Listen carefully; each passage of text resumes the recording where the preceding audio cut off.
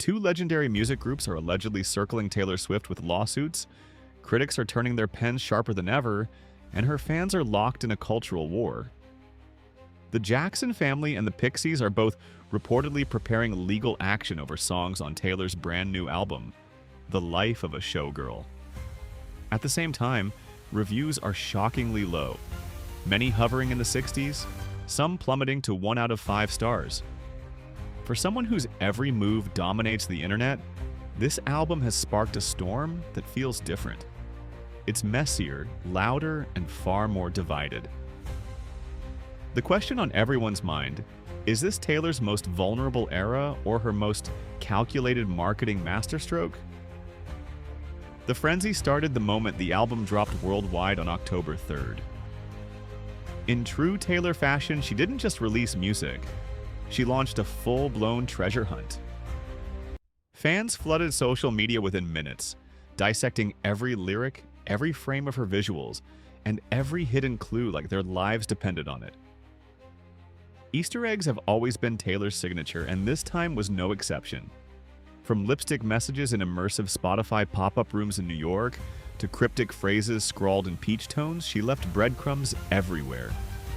That first lyric written on the mirror, "Oftentimes it doesn't feel so glamorous to be me," became the opening line of the album's third track and the emotional anchor of the entire record. Billboard-sized teasers lit up Times Square, and fans went into overdrive piecing together the puzzle. But as the excitement grew, so did the cracks. Taylor described The Life of a Showgirl as pure effervescence. She told fans it was the sound of her bottled-up energy finally unleashed, capturing the wild, dramatic phase of her life. The theme centers on what happens behind the curtain, the mystery, the chaos, and the pressure to maintain perfection under the lights. The album's visuals mirrored that concept. On one cover, Taylor lounges in a bathtub in a bedazzled gown, explaining that this represents the end of every show night. She wanted to glamorize not only the performances, but also the quiet, lonely rituals that follow when the spotlight fades. Everything was designed to merge fantasy and confession, showbiz and solitude. But the reception wasn't what she expected.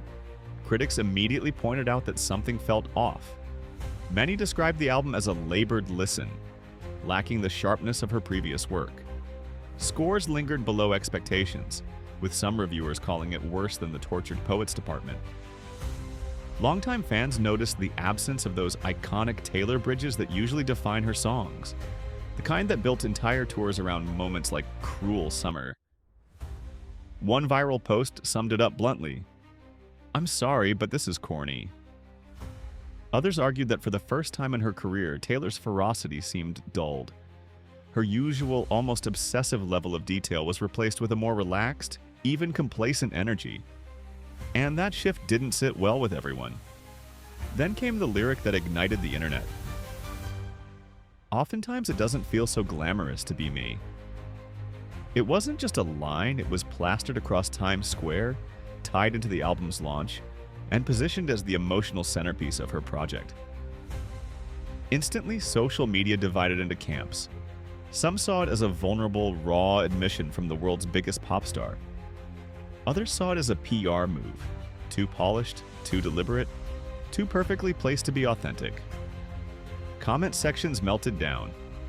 Some called it peak self-awareness. Others said it was self-obsession dressed up as depth. The backlash over that lyric spiraled quickly into something bigger. A cultural argument about privilege, tone, and what celebrities owe their audiences. Viral posts mock the idea of a billionaire complaining about a lack of glamour. One user wrote, "Yeah, I bet flying private to your 18th mansion must be exhausting." Another said, "She's worth $1.6 billion and this is her idea of struggle." Sarcasm poured in from all corners. Taylor Swift out here cosplaying hardship like her tour grossed less than $1,000. Critics called the lyric tone deaf, especially at a time when many fans are juggling multiple jobs just to afford rent. Even those who liked the melody admitted it was a strange choice to lead with such a sentiment. not everyone joined the pile-on. A significant portion of the fandom came to her defense, arguing that the line wasn't about money at all, it was about burnout. They claimed Taylor was peeling back the curtain on the pressure cooker of fame, showing how exhausting it can be to keep dancing when the glitter fades.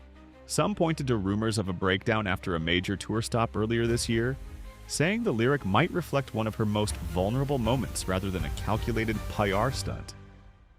For them, this wasn't whining, it was coping. And that interpretation struck a chord with fans who see her as more human than ever. As debates raged, a new controversy struck like lightning: the lawsuits. Whispers began spreading that the Jackson family was planning to sue over her song Woods, claiming it sounded too much like I Want You Back. Meanwhile, the Pixies allegedly had issues with her track Actually Romantic, which they say mirrors their iconic Where Is My Mind? A blind item detailed how a famously litigious pop dynasty had lawyers circling after hearing a suspiciously familiar guitar riff. And if that weren't enough, another one-named band, described cryptically as named after a candy or something manic, was also rumored to be preparing legal action. None of it has been confirmed, but the mere possibility of Taylor facing multiple lawsuits over one album set the industry abuzz. For a project that was supposed to be playful and effervescent, the life of a showgirl suddenly looked like it might become her most legally complicated release yet. Then, just as the conversation began to plateau, a leak hit TikTok. Or maybe it wasn't a leak at all. A snippet surfaced over the weekend featuring the line, "All that glitter's fading fast, but they still want me to dance." Fans immediately connected it to the not-so-glamorous theme, calling it a confession disguised as pop poetry. But skeptics weren't buying it. They argued that nothing Taylor does is accidental, and that the perfectly timed leak was yet another strategic move to keep the discourse alive. "Taylor doesn't do coincidences," one fan wrote. "Every leak is strategy." And they might be right. If the timing was planned, it worked flawlessly. The snippet reignited the entire conversation and propelled the album back into trending territory. The outro track only added fuel to the fire. A line about how it's so hard being a billionaire with fame and power, followed by a playful wink, sent the internet into another meltdown. Half of social media rolled their eyes, accusing her of overplaying the fame is a prison angle. The other half saw it as tongue-in-cheek self-awareness. Memes flooded timelines using her own covert narcissism lyric against her. Critics argued that Taylor has never been one to shy away from the spotlight, that she thrives on it.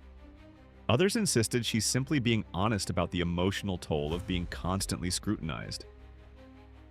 Despite the lawsuits, the backlash, and the cultural chaos, one thing is undeniable. Taylor has everyone talking. Streams are through the roof. Her album is dominating every platform. Whether people think she's bearing her soul or masterminding another PR storm, she's achieved what she always does. Total attention. Every lyric is dissected, every rumor fuels engagement, and every controversy pushes her name further into the spotlight. So where does this leave the life of a showgirl? For some, it's Taylor's most vulnerable, self-aware chapter yet, a glimpse into the cost of living in the world's brightest spotlight. For others, it's just another carefully crafted campaign from a pop genius who knows exactly how to play the game. Maybe it's both. Maybe that's the point. Either way, Taylor Swift has once again managed to turn an album release into a cultural event that no one can stop talking about. What do you think? Is this her rawest era or her smartest strategic move yet? Let me know your thoughts down below, and if you're ready for even more Hollywood chaos, make sure to check out the next video. It's about to spill even more tea from the biggest names in the game.